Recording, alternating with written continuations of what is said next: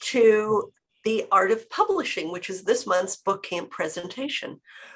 I am Marna Meyer, and I'm an author, and I am here with the fabulous Judy O'Byrne, and she is an author, but she's also a very talented publisher. She has Mark Publishing.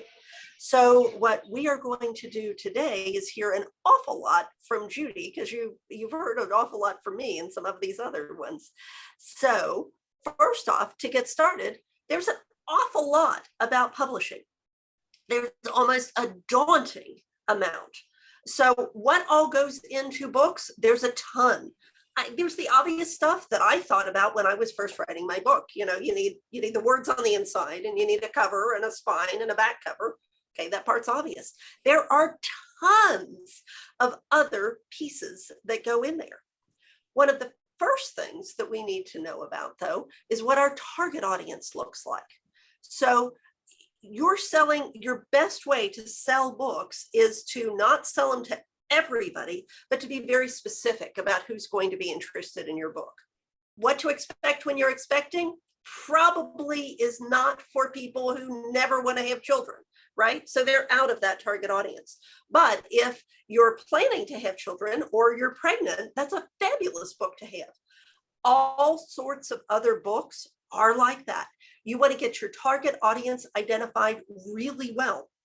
One good tip is, if you haven't yet written your book and you know decide what your target audience is and write it for that particular target. You want to know the best way to reach them. So where do they live? Are they Facebook people? Are they on LinkedIn? Are they TikTok or Twitter, or where do they hang out? Pinterest for some people. So you also want to know their target age group, or what they are. Are they executives? Are they moms? Are they gamblers who want to learn how to play blackjack better, or to play craps better? Who are they? Where do they fall? There's books for all of those different people. And you want to make sure that you've written your book targeted to who your target audience is. And that includes everything from language to the story that you're writing and all of the other pieces. So it's much easier if you've identified that person or group that you're aiming for. So what else is in there, Judy? Okay, awesome.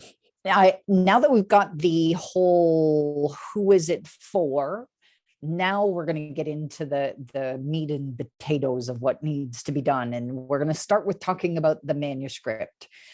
During the call we just had, the editing call, we talked about the book. This part of it, your manuscript, as we'll call it, needs to be in a Word document. It could be, you can create it in anything else, but ultimately submit it in a Word document. By far the best thing to do. And once it's done in that, once we receive it, now we got to start thinking about the editing. And there's many, many things to think about in this part of it. And again, there is a document, there is a Bookkamps call that we had last month that talked about all things editing. But just so you've got an indication, if you haven't got your manuscript written, but you have an idea of what you want to write about, we're here to help. Lots of people can help. You could start by having your book ghostwritten. Having your book ghostwritten can mean that they write the entire book based on your concept, your idea, your outline. You can identify a ghostwriter. You can keep it just as it says, a ghost. You don't have to let anyone know that you had your book written. Again, remember though, it's your idea. Or you could go that you've written it, but you're not sure you got your message across, or you're not quite sure that your paragraphs are in the right order. Do you have enough content, not enough content? Is your message clear or not clear? Then you may want to go into a manuscript evaluation. That person would do an interview style, and they would guide you on getting the book finished, readable, and enjoyable. Then there's book editing, copy editing, developmental editing. That's the same thing. Developmental editing, manuscript evaluation, those are pretty much the same thing. book editing, copy editing. There's also line editing. They're all a little bit different. We do what we refer to as line editing. And really the big difference is that book editing, I'm going to guess that that probably means that someone's going to go into a little bit more in depth of your book, but our editors do that anyways. I don't know how you can avoid it, because we get them to read the book. They give you feedback on if your sentence structure is complete, incomplete, your paragraphs are complete, incomplete, is your message there? We're checking for grammar, punctuation, spelling, and then finally proofreading. In our case, and I would suggest everybody takes at least 2 of these steps, and you may want to have 2 or 3 people do the book editing of your book. Remember, people who do evaluation, developmental editing, book editing, copy editing, proofreading are all human beings. Mm-hmm. We talked about it in the last book camps. The rate of accuracy is only 5%, 95% correct. Well, that means 5% of every book is got errors. Do the math, folks. If your book is sitting at 30,000 words and you've got a 5% error, that's 1,500 mistakes in your book. Our goal is to get you into the 99% range, and we try to do it as much as we can, because again, it's humans. I guarantee you, you pick up a book, there is hardly a book anywhere in the world that doesn't have an error in it. Your job, our job, is to get it as accurate as we can get it and not to lose the focus for the reader. So that's why it's very important, if you're going to get your book edited, at least 2 different sets of eyeballs on your book, if not more. This is a good idea. When you're going through the process, we will allow you to see we'll bring you back your Word document, have the Word document marked up. There is the capability, again, in the All Things Editing, we have a link that explains to you how to create the Word doc and how to mark the file accordingly to changes that are made. So that's this part of it. I don't want to spend too much longer because we spent an hour on it the last time. So Judy, is there a way to get a replay of that? That's part of you'll be talking about that at the end of the event today, and explain to everybody how to get the replay. So great question, Marna. I like it. So here's the obvious stuff that we have to also consider when you're getting your book done is the title of your book. I would say the reason we made it look like this is they are the most important elements in getting the book. This is the visual aspect of your book. This is what gets people to walk over to a bookshelf, pick it up, and walk over to the cashier and pay for it, or go to a virtual shelf, put it in their book cart and pay for it. The title, by far the most important part. The shorter, the better.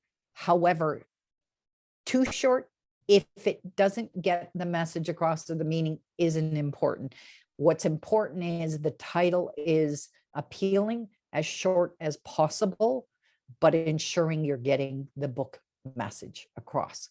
Sometimes and I can't think of an example now, you might be able to, sometimes a book title isn't enough in itself, and the subtitle kind of locks it in for you. I've seen many books where I can see Mary Kate nodding up and down, because I do find that. I find that sometimes the title alone doesn't give you the whole scope of the book. So a subtitle is as important as the title itself. Again, the hard part, keeping it short. It's easy to make it long. It's keeping it short and succinct. And then the size of book, that's important, because I have a stack of book here, which it's not easy to see them, but they're all kinds of different sizes. I got to get in front of the camera, not behind the camera, but they're all kinds of different sizes. So the size of the book has something to do with the purpose of the book, and we can go into that. There are specific sizes for print on demand. So more often than not, most of our books are done in a 6x9. That's probably the most common paperback size there is. There's a lot done in 5.5 by 8.5, but I would go to a 5.5 by 8.5 personally if my book wasn't as long. So if you've got quite a bit of content, say 30,000 words or more, you'll be going to a book or 25,000, depends on whether there's diagrams and stuff. So, and the reason the size is important is because I'm going to remove my background for a second, because the spine is the be all and end all of a book. Here's again that stack of books that I have. And what happens is when you look at a stack of books, like even if they're vertical on any bookshelf, you're looking at the spine of the book. It's the first thing you see. You don't get to see this first. You get to see that first, that line right there. So to me, to try and get your book into a size that allows for a spine is very important. And then the design on the spine. I'm going to bring one out, which is funny enough, it's Peggy's. I don't think they did a very good job on the spine, even though it says Hasmark on it, but she had her people do it. And I find that the mistake is I can't see her spine very well. Like I'll bring it up to you guys, but look at the difference between Stephanie's book, for example, and Peggy's book. I'm going to spot Stephanie's book from across the room, and it's going to appeal to me. Peggy's is going to have a harder time appealing to me from a point of a bookshelf because I can't see what her title of her book is.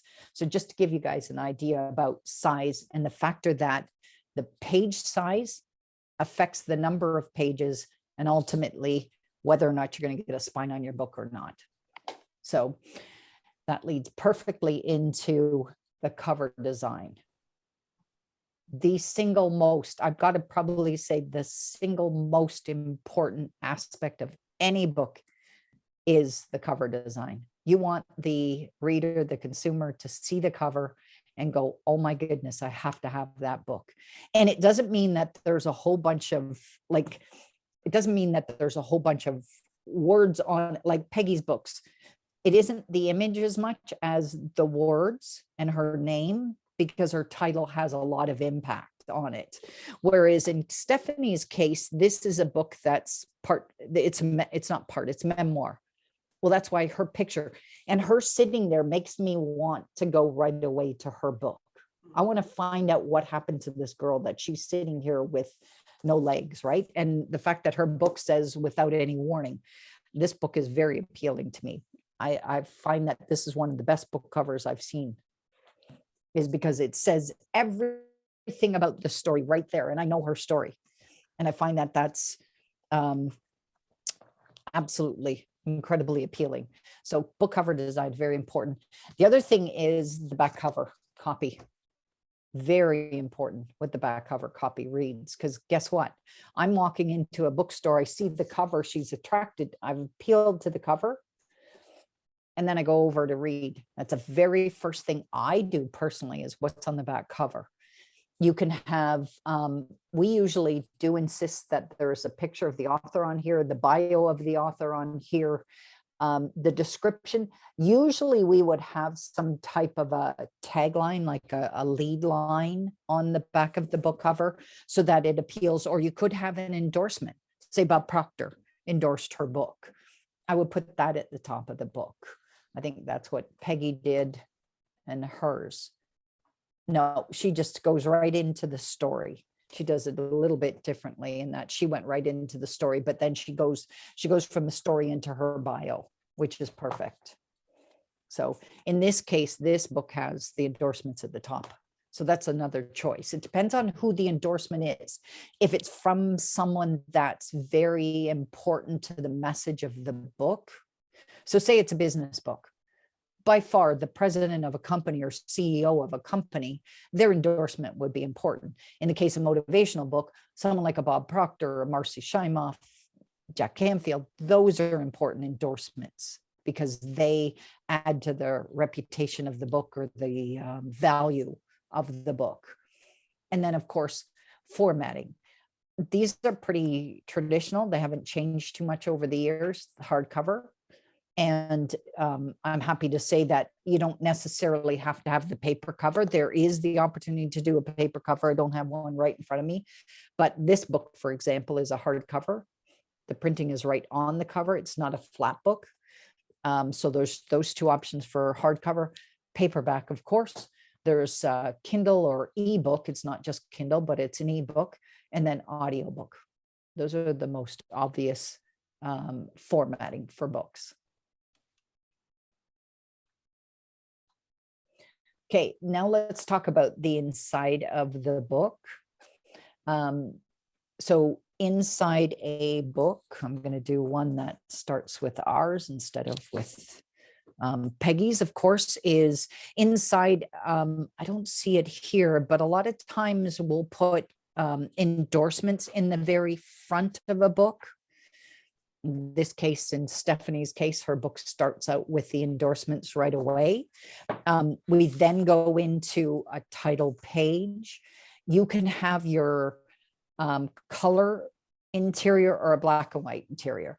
Let's talk about that one for just a second.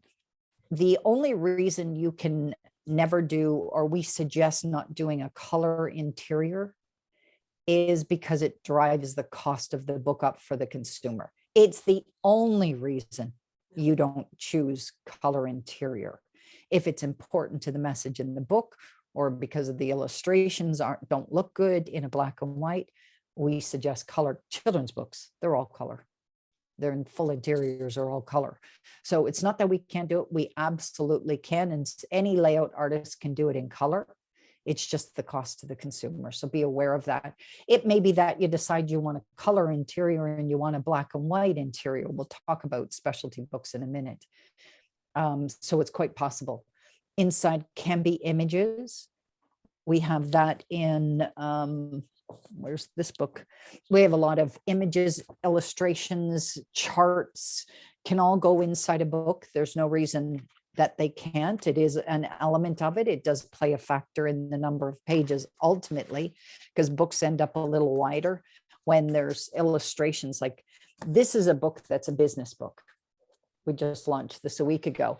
And what I like about it is I'm one for illustrations when it comes to telling me what to do. I remember that a lot of times Bob Proctor has his stick figures and his brain, and there's that, you know, multiple sources income and stuff like that. I can see his presentations like here. Visual is fantastic. And if you stop and think about it, if your book is text heavy and it's applicable, images or illustrations or pictures actually help with the message of the book. Of course, there is some picture books. We have coffee table books. I have one here that's absolutely stunningly gorgeous. It's called Outrageously in Love. It is a coffee table book. It was intended to be that way. It is full color, as you can see, but it is pricey. They made the book larger because they had over, I think there's like 300 images inside of this book. Yeah. So I think it's selling for like $60 US. And it's done very well. And to me, to be honest, a book this size is worth that kind of money because and I'm actually pleasantly surprised it came out really well in paperback. So fonts are a part of it. You'll see that, like, here's a great one where the fonts are different. Again, it's different sizes, different styles. I notice with Peggy's, we have a standard font, and unless we're told, we'll use the standard font. I know with Peggy, she went into a little bigger a font. I think this is a 14 point. I think we use a 12-point font. Heading, stuff like that, you would want to give consideration to whether you want different fonts, whether you want different chapter starts, chapter title layouts. Like in this case, we have little hearts that begin. And I've had that many times with authors where they have some kind of a design that starts. We can find an embellishment. That's what they're called, by the way, unless it's specific to your brand. So say your brand is, I remember Wendy did his book. She wanted a infinity symbol that she had created for herself. That belongs in front of every one of her chapters. So something to give consideration to, especially when it comes to branding. We aren't going to talk too much today about branding because there's a future call. There's a call in July. I think we're just setting the dates for now, but that will be the other one. And also page number location. I have, in this case, the page numbers are at the top of the book. I think in some other books, they're at the bottom of the book, bottom of the page. I was just looking at I just noticed in this one where sometimes it's in the bottom of the page, sometimes it's at the top of the page. Depends on what, in this case, it's because it's the beginning of a chapter. It got put down to the bottom, but that's also something. Everything I'm talking about is something you as the author should give consideration to. Just because there tends to be kind of a industry guide, they are not rules. A book should be your creative outlet, and as long as it's not too creative. Because one of the things I noticed, a lot of children's book come to us with script writing. I can hear Anne, who does our layouts for children's book. I can hear her now saying, "Oh my God, no, don't do that." So you can change it, but be careful you're not too creative that you've taken away the message of your book. And the reason is because kids have a hard time reading script writing. So, or cursive writing. They're not taught cursive writing anymore. So block is by far better. So it depends on the book, who it's for, who your audience is. All those considerations should be taken into account. Again, for the front of the book, additionally, besides the endorsements, which I mentioned here, I would also suggest, we always put into our book, and I don't think any book should be without it, is the copyright page. Copyright registers who printed the book, who prepared the book. By far, the most important part is protecting the copyright of your book. It does identify that it's yours. It tells people who to get in contact with. It tells them they have no right to replicate the book, and it gives them an contact information to get in touch with you, the author, as well. It includes the ISBN. You can have a dedication page. Most authors choose a dedication page to have one in their book. The one that's probably the most, I would say, not challenging, but the most controversial one is the acknowledgement page.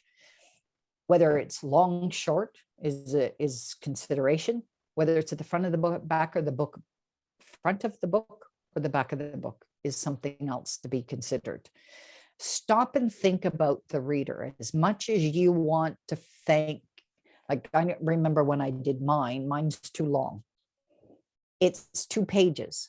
And what happens is we start to do an acknowledgement page and we want to thank the world.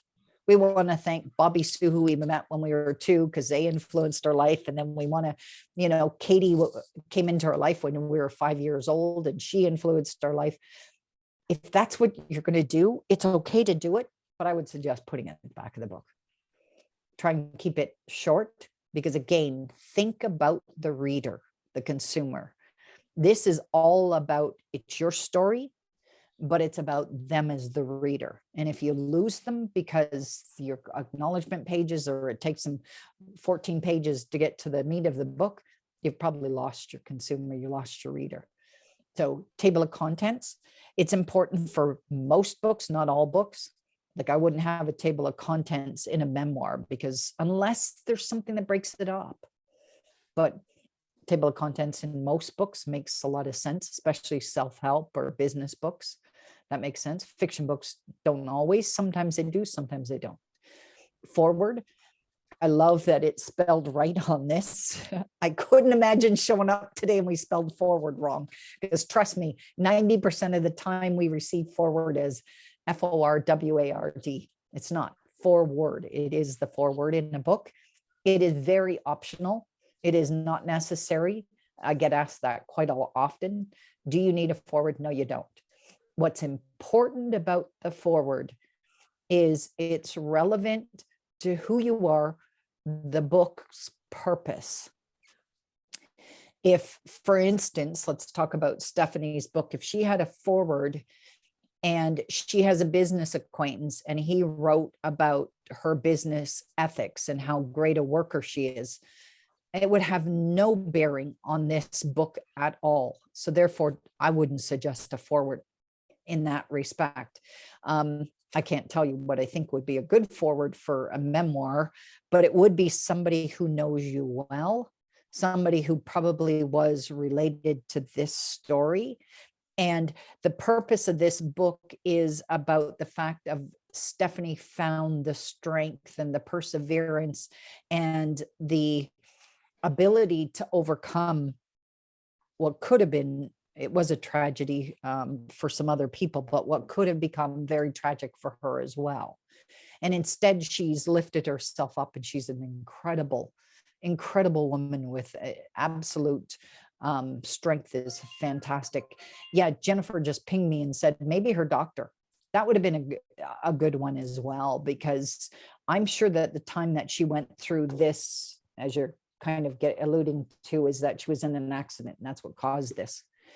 So again, forward, make sure it's relevant to the story itself. Introduction is different than the forward. An introduction is usually written by the author. And I would do an introduction if I felt that you need to sort of set the stage for what's about to be told. That's when I would do an introduction. I don't know whether there's anyone else has any thought as to another reason why there'd be an introduction, but to me, it sets the stage for what you're about to read. It sets up the whole picture, because sometimes you just get right into the story without understanding what the premise is around it. So I'll leave that one. Endorsements, I already mentioned. What's the right amount is the question I get asked too.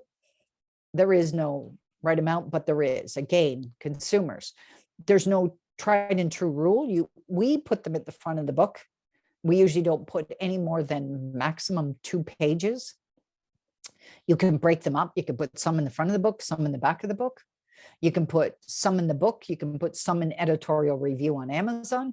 You also have your website. So there's many places, and I would be all over social media with endorsements, all over it. I just thought about an endorsement we got recently that we didn't share on social media. So that's what just rang in my head, is we got to lead by example. So anyways, there's lots of places for endorsements. Back of the book, afterward. Afterward is different than the forward. Sometimes, like I remember an author had 2 people that would be writing, and I said, do an afterword and a forward. So an afterwards just means it's at the back of the book. It's similar to a forward. It's somebody who's very specifically related to the subject of the book. There's a reason they're writing it. I don't know. I think we stuttered here by saying introduction, because an introduction would be very weird at the back of the book. So there's our 99% we get it right. And then there's the 1% we get wrong, which is sticking an introduction at the back of the book. That's a no-no. So appendix can be at the back of the book. References can be at the back of the book. About the author, always do we put that at the back of the book, usually with your picture. A sales page, I highly, highly, highly recommend. Call it what you want. We call it a sales page. When they're reading about the author, they want to know why you're credible as a resource. They're not thinking about where to find you, where to go to look on your website, other things you're doing. They want to know, why did you write the book? Why are you the expert? So we call it a sales page, but it's really about where to find you. What else are you doing? Your book, So like this one, for example, The Outrageously in Love, these two guys have a whole entire business that they run. Well, we used to have an about the author at the back of the book, but then what's the business they're running? Where can we go find them? What else are they doing? Who are these guys beyond the authors? And that's what a sales page would do. Also resources. Authors do have that, especially in business books or motivational books, is to create a resource page. I don't think we missed anything in the content of the book other than, okay, that was a lot, because I know I'm almost out of breath with it. There's a whole pile more. If you thought that was overwhelming, that part of it, let's get ready and let's get into the rest of it, because here comes some more, because you aren't finished. There's a lot to think about. So Amazon by far is the biggest. There is not even anyone close to Amazon in the world of selling books. When I was doing the numbers before, and it's been a little while since I checked, there was over 40 million variants of books on Amazon for sale. Like Amazon handles an incredible, it's unbelievable. But there is a see inside feature that, so when your book gets set up and published, there is a see inside feature. There's also Author Central account. Every single one of these things, from the first page of Amazon through to the Author Central account, you have lots of opportunities to let the reader know who you are. We create, not everybody knows enough about setting an Author Central account up. The purpose of that thing is to identify yourself as an author. So if someone does a Google search, so for example, go look for Peggy. Peggy literally has dozens of books attached to her name, because it's not just Peggy's book itself. It's also books that she's been involved in. When you set up, so creation of an author account allows somebody to find you, find every version of every book you're involved with. When we set up a book in Amazon, we have the opportunity to add the illustrator. We can add several people, but two people we are important that we usually set up is the person who wrote the foreword and the person who did the illustrations. The reason we tag somebody is for the reason I just said. Peggy McCall, when you do a search for her, if she's written a foreword and we've set your book up properly, your book will show up under Peggy's name. So Peggy did one of the forewords for one of my books. And when you search for under her name, you'll find one of my books. So that's one of the things that happens with the setting up of Amazon. Amazon has ads. I saw the girls do sending some emails this morning, and we can explain further what kind of ads. I know one of them is they run a free Kindle ad campaign. Amazon allows you to. It is allowed to be done for 5 days. You can give your Kindle away for free. And I think you're allowed to repeat it about every 3 months. You can't keep doing it endlessly. I know that there's a time that they can do. Amazon does a certain amount of stuff for you too. Sometimes one of the things that I find funny is that, and I understand the question about it, is sometimes that Amazon will reduce your price, the retail price of your book. Have no fear, it's okay. It's actually a good thing, because Amazon's running kind of a promotion on your book at that time. They can reduce your retail, but it doesn't affect your royalty on your book. Author copies, that's where you'll go to get, if your book's set up through KDP as a self-published book, you will get an opportunity to go buy author copies. You'll be in countries worldwide. I think they have 17 Amazon distribution, like Amazon CA, Amazon.com, Amazon Co. UK. But I forget, Jen, I think there's like over 50 countries or something that Amazon allows the book to be in. What's the reach in countries? Do you remember? I think it's 400 countries. I think it's 400. 400. I was close with 50. I think it's, I don't know, I have to look. I'll look it up. Yeah, it's a crazy amount of countries that it's available in. It's a wonderful amount of countries. And then, of course, there's the Amazon bestseller rankings that's there as well. So all of that happens on Amazon, which is phenomenal. So there's so much to Amazon. Honestly, it's a wonderful tool, but man, its value is undeniable, because if you set your book up right, you have a ton of opportunity. So the next one, I'm going to talk a little bit about for a second, and Dave may pop in here and talk a little bit too, is that, in fact, his slide behind him shows better than mine does, which is gone right now. But augmented reality is the next one that I want to talk about. It is something that I will put back on my background. Well, actually, okay. So let me just pipe in here right now. Perfect. Okay, you pop in, Dave. You gave me the permission to speak up, so I'm going to speak up. Augmented reality is where your book comes alive for the reader. So Hasmark has an app that you can use to scan a marker. So the marker of the book is any picture. For example, the cover or your author photo or any other, even a unique diagram or some unique picture that's inside your book. With a children's book, there's all kinds of diagrams or illustrations and stuff that you can use. And the augmented reality experience can be anything that you really want it to be. So anything that you can imagine on a website, for example, be it music, a video, an image, a picture, anything that you can imagine on a website can come alive on your phone, on the device that you use to scan the marker. And so that's giving a lot of extra value, a lot of extra insight or extra message from the author to the book. And that's exciting for the reader to read. And that also gives them another way of hearing or seeing the material. So whatever you're talking about would be a wonderful way to present some other added value or content for your book. And the other thing about that is you control that.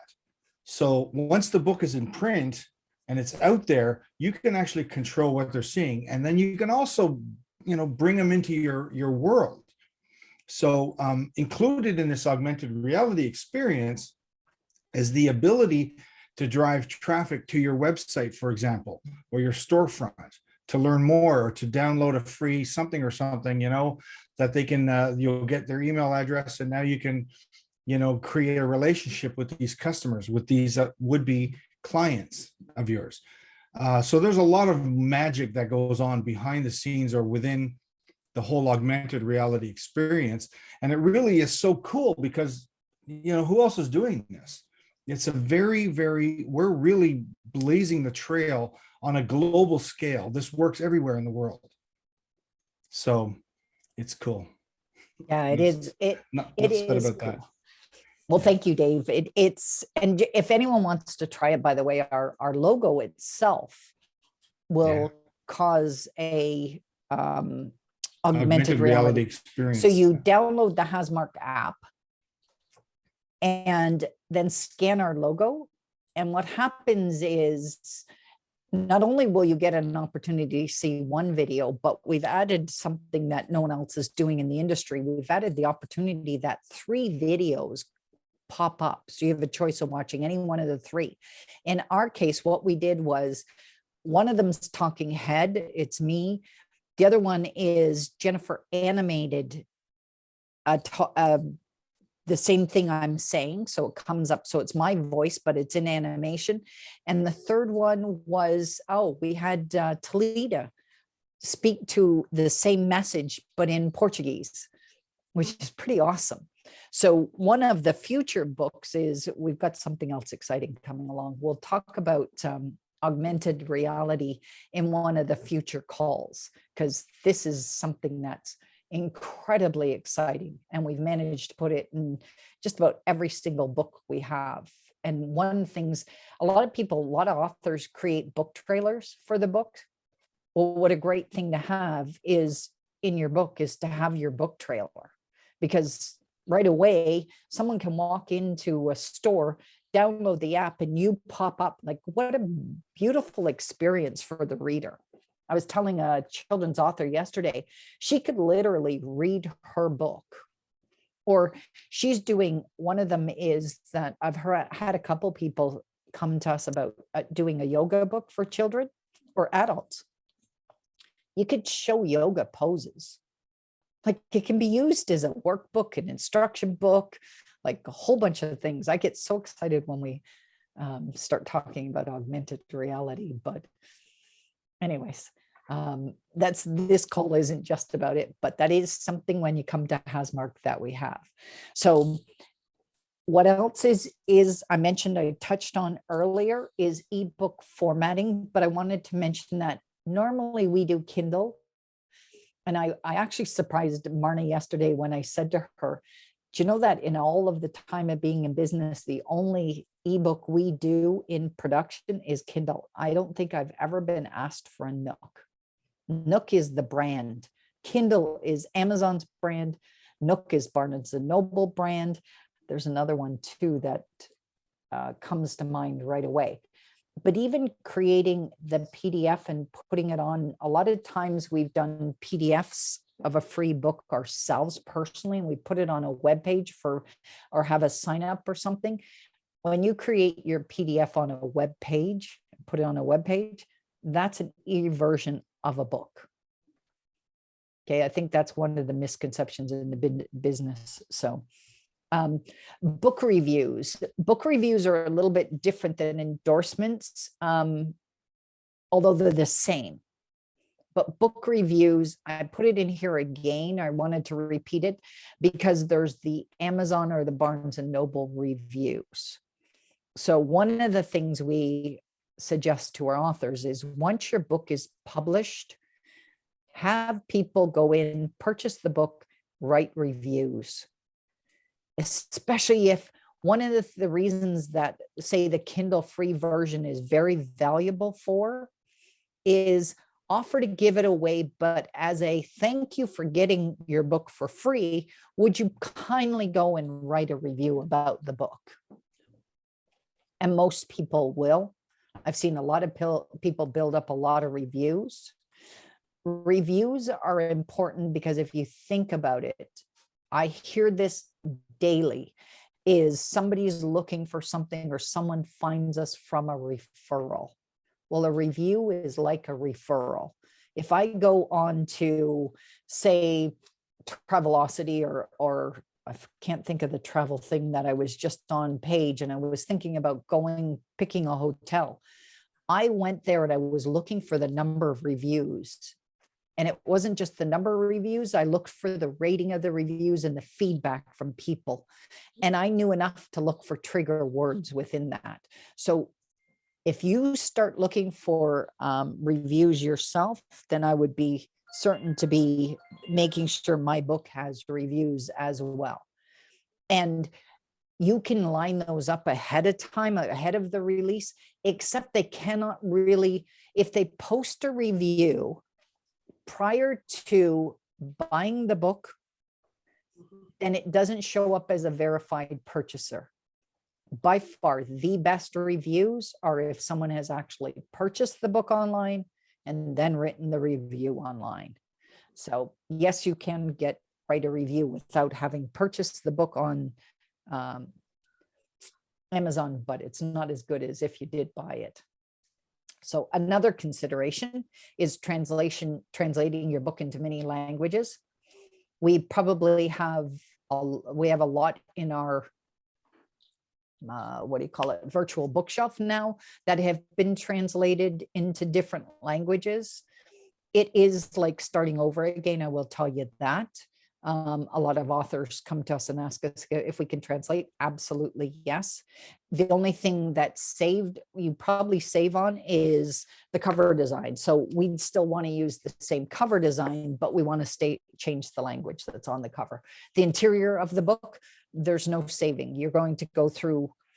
We even went and translated a book, and we thought translating from a edited book to a different language, we don't need translation. Editing, I'm sorry. I would definitely at a minimum do an edit, and if not edit, do a proofread of the translation, because a lot gets lost in it. The other thing is you have to be careful about the layout of the book, because hyphenating an English word might not be the same as hyphenating a different language, a French word or whatever other language. So we're learning as we go about different things to do with translating, but it's actually a very good idea. But English, I would always, if I have a book in a different language, I always want English as well. Always recommend that you do your book in English. Retail price of your book with each formatting. The girls will help you, and Hasmark, Ashley and Michaela are always on board with letting you know what you suggest a retail. Starts with that. Keep in mind that when they come up with a suggested retail, it includes the printing of the book, the distribution of the book, Amazon's profit or Barnes and Noble's profit, wherever it may be. And then it also includes the royalties of your book. If you don't have enough movement, this one gets a bit tricky sometimes. So even though majority of us are living in North America or in English speaking countries, we set up the retail price of a book, but then we want it expanded into these other countries. Well, if your royalty is too low, sometimes you can't get the full expansion of where you can go with your book, because everybody, like if you stop and think about it, the printer has to make money, Amazon has to make money, the country that sells it has to make money. So all of these, again, it seems simple enough, but it's not as simple as it sounds. So that my point is, if I were you, take some time and find out all the details of it. And if you don't have somebody else, we're always here for you. And then acquiring printed copies. That's this is acquiring printed copies for yourself, whatever your purpose is. If you're working with print on demand, then they have that opportunity to allow you to buy printed copies for a reduced rate. It's not the same as your retail price. So as the author only, you can buy them. So if someone said they'd come up to you and said, I want to buy 100 books, then you can do it. You'll pay the cost to get the book printed, but then you pay the shipping. But don't forget, then you don't earn royalties. And Amazon makes a bit of money, but not as much money on it. So, okay. Now, let's also talk about, this is kind of going beyond the book, not that all of it has only been about the book, but something else for you to think about. Becoming a bestseller or an international bestseller. International compared to bestseller, national, just means that 2 countries or more. So for instance, USA and Canada are 2 different countries. Chances are, if we're doing your bestseller campaign for you, you're going to become an international bestseller, because we're in Canada and we have people in both countries. So almost right away. So if you're in UK, for example, in fact, we're in Canada, there's great possibility that between the 2 of us, we'll get you into an international bestseller status. Marketing your book is a huge consideration.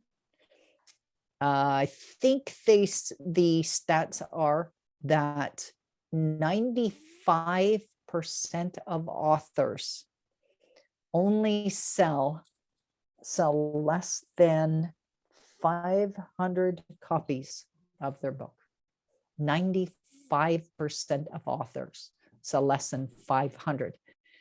And you know what that means? They don't have any marketing going on. In fact, to this day, I'm still surprised by how many people put books into publication and don't do anything with it. It's the best kept secret. I mean, it's a fantastic legacy, but you published your book because you want people to know. So it behooves you to do the marketing for your book. Something else that we didn't mention earlier, though, and I think this one probably should have been in one of the first slides, is your author name. Give consideration to that. You may or may not choose to use your name. Depends on what's in the book. Sometimes it doesn't matter. Sometimes it does matter because of the legalities of your book. So I have authors who have used different names. That becomes a bit tricky when it comes time to market your book, but there's a reason you don't use your author name. More often than not, it's legal. But There's been a lot of famous people who have created author names just because of the fact that they're going to become famous. So maybe that's something you put on your vision board, is that I'm going to go by, whatever. I can't think of a name right now, but other than Trixie popped into my head, and I'm thinking, no, I don't want to be known as Trixie. Not that there's anything wrong with it, but that's not what I choose to be known as. So author name is important to give consideration to. Author website, I think it's very important. If you want to be out there in the public and you want to be known and you want to be seen, I would create an author website for sure.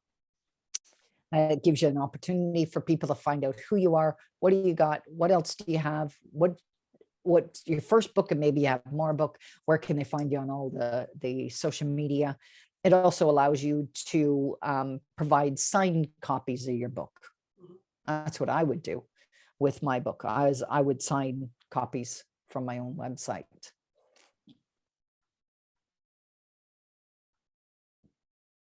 So the next one is beyond the book, even more so than this one. Again, remember I said there's a lot to this, is your book in stores. This has been somewhat challenging, but what we found was if you're doing the print on demand part of it, Ingram Spark is your way to go for putting your books in stores. Your books will be in virtual stores. Like I've seen our books in Target online. I've seen our books on, as we say here, Amazon, Barnes & Noble, IndieBound, Porchlight Books.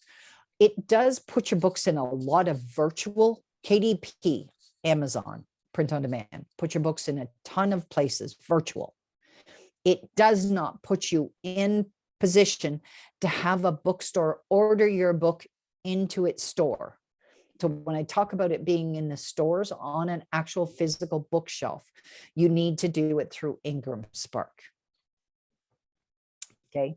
I'm not going to spend a whole ton of time because we're losing, or I see we're coming up closer to the top of the hour, but in order to get your books in bookstores, Ingram Spark is your way to go. I just mentioned all of those, Amazon, Barnes & Noble, everybody.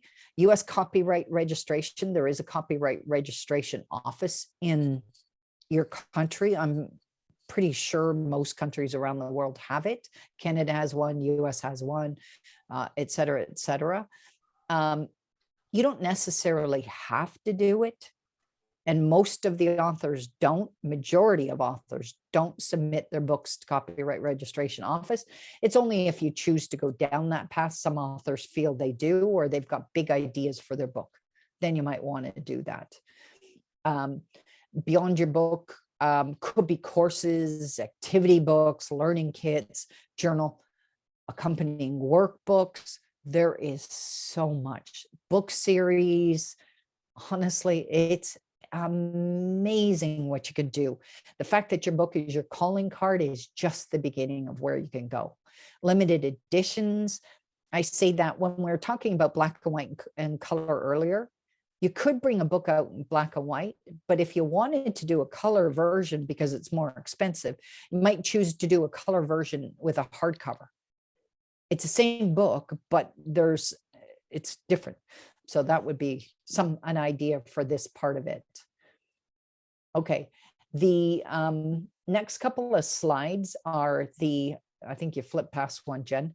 The first one is this is pretty much all of what we just talked about.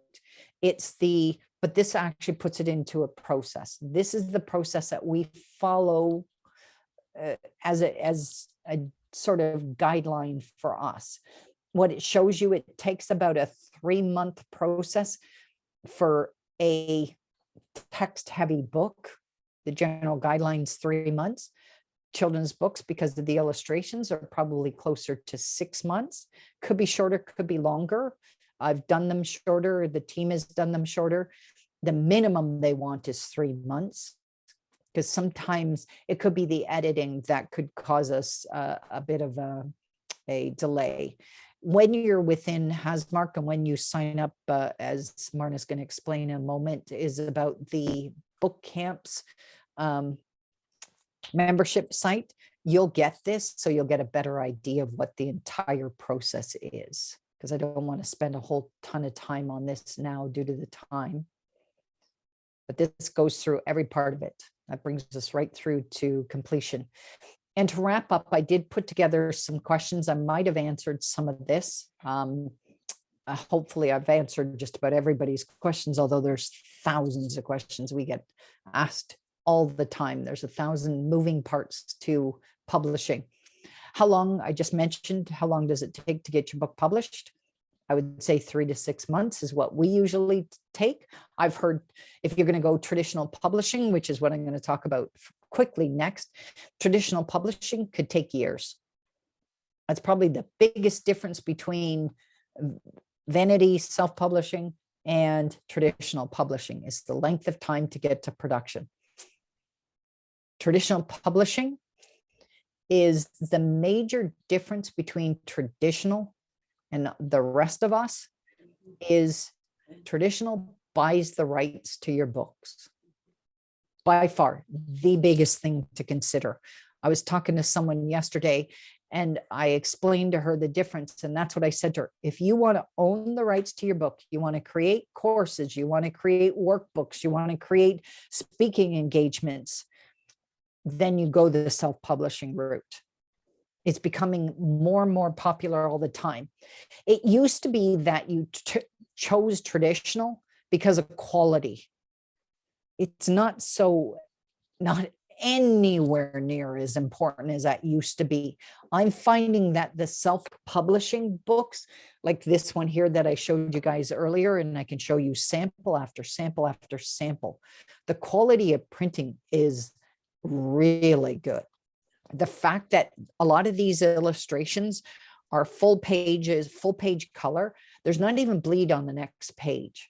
The print on demand presses today are incredible. Speed from the time you purchase to you receive for self-publishing is incredibly fast. The whole self-publishing world, that's anybody in vanity publishing, co-publishing, self-publishing. So there's 3. We don't have tried and true rules. We each are a little bit different because there's no, what happens is we all try to find ourselves something that distinguishes us a little bit differently. In our case, we do augmented reality. We're the first publishing company to put augmented reality in all our books. There's some publishers in the self-help world that they'll own the rights to your book, but they'll share the royalties with you. There's some that you keep the rights, but it could be fee-based, but you have to buy a certain quantity of books. There's some publishers like ourselves, self-publishers like ourselves, where it's fee-based, but we give you all the royalties. It's a real big mixed bag. And if anyone ever wants a conversation about it, I'm happy to get onto a call with them. Who prints and distributes your book depends on who you're getting. Traditional, they hire a printer and they carry the stock, they distribute the whole bit. If you're going through the self-publishing route, some do the printing, some will make you buy inventory, but they'll distribute it. Majority of self-publishers do print on demand. Amazon and Ingram Spark are responsible for printing and distributing. Amazon has printing presses around the world at rapid speed. I can order a book and I can have it in my house 2 days after I order it. So another question I get asked quite often is, where do I get an ISBN? In our case, we get ISBNs. Canada, we don't have to buy them, but we gather them in bulk. We gain them in bulk. If we're printing your book, we'll give you an ISBN for your book. You can get ISBN by applying for one. You probably, US, I believe you have to pay for it. Amazon has an ISBN. They're no different than if we gave you an ISBN. If they give you your ISBN and you print it inside your book, then it would be your job if you ever take it anywhere else to remove the ISBN. So in our case, there's no reason we can't give it to you. And an ISBN is it's an identification serial bar number or something like that. I can't remember the exact definition. Maybe if you guys get a chance, I know we're coming to the end. KDP versus Ingram Spark, they're both print on demand firms. KDP is Amazon owned and is massive. Ingram Spark is owned by Ingram. They are the largest distributor of books in the world in wholesale, I think. They're the their affiliation is Barnes and Noble, so it's not always the most comfortable getting Ingram Spark set up on Amazon, but they do. They have the same, again, they have a wider distribution, Ingram Spark, but their competition to Amazon, so Amazon doesn't play fair. If there's something, if we put a book on Ingram Spark and KDP Amazon will not be very friendly. If there's an issue with something in the Amazon listing, sometimes they'll show the book, Amazon will show the book out of stock and it's not out of stock, it's a print on demand, or they'll not show a price on it. I saw that yesterday. It's like, it could be an Ingram. Amazon blames Ingram Spark for everything. Ingram Spark blames Amazon for everything. So they don't play fair in the sandbox. They're not very good kids. Got to have words with them. And we do lots and lots and lots and lots of times. Girls on calls to them all the time. So, and I think with that, that's a wrap for me, because it's, and what did I do? I put you right up against the hour, Marna. So, Well, hold on for just 1 second. Sorry, Jen sent me a note and said it's International Standard Book Number. So it's an identification number. So thanks, Jen. And over to you. so the next book camp videos, mark your calendars, is May 18th at same time, noon Eastern, or if you happen to be like me, 11 Central. And it's all about media and your media kit. So mark your calendars. But what I do want to do is give you guys a sneak peek of something Judy and I have been working on behind the scenes for you guys. Okay.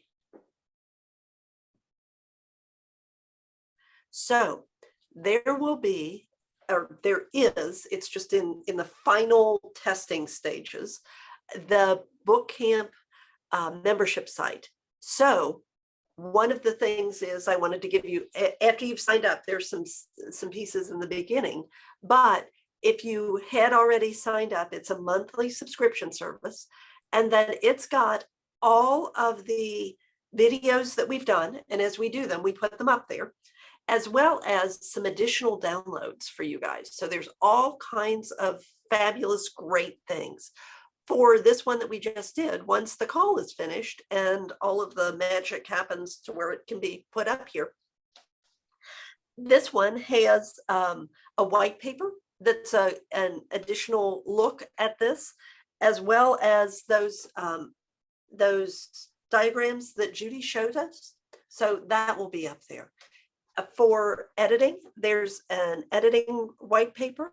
There's also the video for how to, when you're working with your editor and you're using markup on Microsoft Word, there's a video that takes you through that you can click on and see. So each of these things has additional in-depth pieces. The way it will work, excuse me, the way it's going to work is that you will get access to these in a rolling fashion. So all of these would be available up through publishing once in a couple days when the publishing videos are up. And then next month, you'd be able to get access to the media ones. And then the month after that, and the month after that. So all of those pieces are in there. Okay. So pretty soon there should be an email, and we'll also have some links that are available for you to just start this process. Okay. Any last minute questions? All right. See you guys in the next book. I think that's a wrap for today. Okay. Well, thank you so much. I know you're working very hard on getting us the membership site, and we'll be announcing it very soon. So fantastic. Okay. Awesome. Well, thank you, everyone. Great to see you. Enjoy your day. Take care. Bye now. Bye. Bye.